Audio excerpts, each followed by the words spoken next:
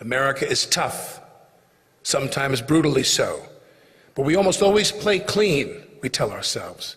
We're just stronger, bigger, faster. In our hearts, we're the Dallas Cowboys of global politics, and we don't like losing. The way we implement change in America is through elections. We change governments here at home in an orderly and formal way. And in that orderly and formal way and lawful way, we need to overthrow the government of the United States under Donald Trump.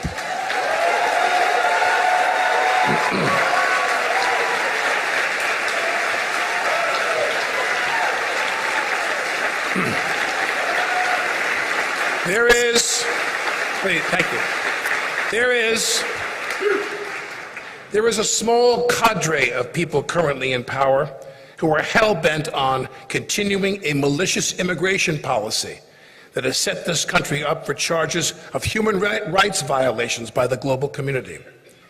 This cadre has looted money from the federal treasury and deposited it directly into the bank accounts of their most ardent political supporters, so that they and several generations of their descendants will have the resources to maintain the GOP in political power for as long as possible.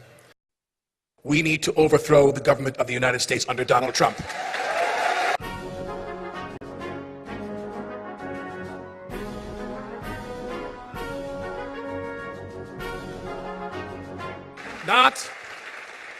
Not in any violent or unlawful way, but it must be overthrown nonetheless.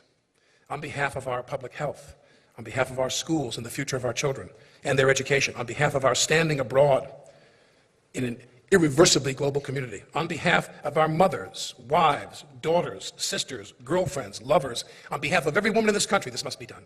They have mocked the concept of affordable health insurance, proving once and for all that they are destroyers and not builders.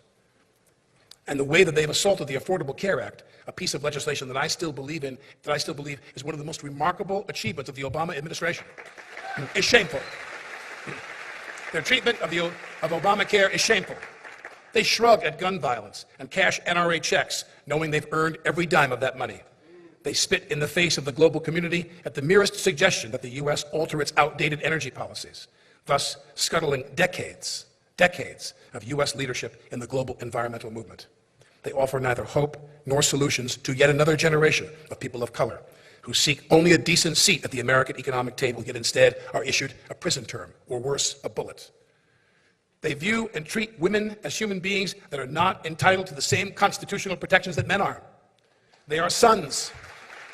They themselves are sons, husbands, fathers. And yet when the time arrived in the thick of the Me Too movement to set politics aside and establish that women's rights were more important than political expediency, they failed. And it was ugly.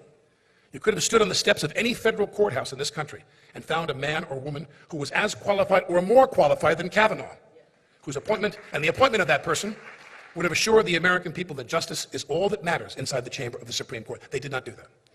It is time to overthrow the government of Donald Trump. Democrats may not have as many rich, power-mad billionaires pulling their strings like the GOP has, but our advantage is that all of those billionaires still only have one vote. There are more of us than there are of them.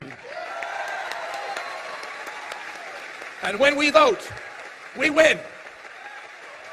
And the only way we don't win is when we don't vote.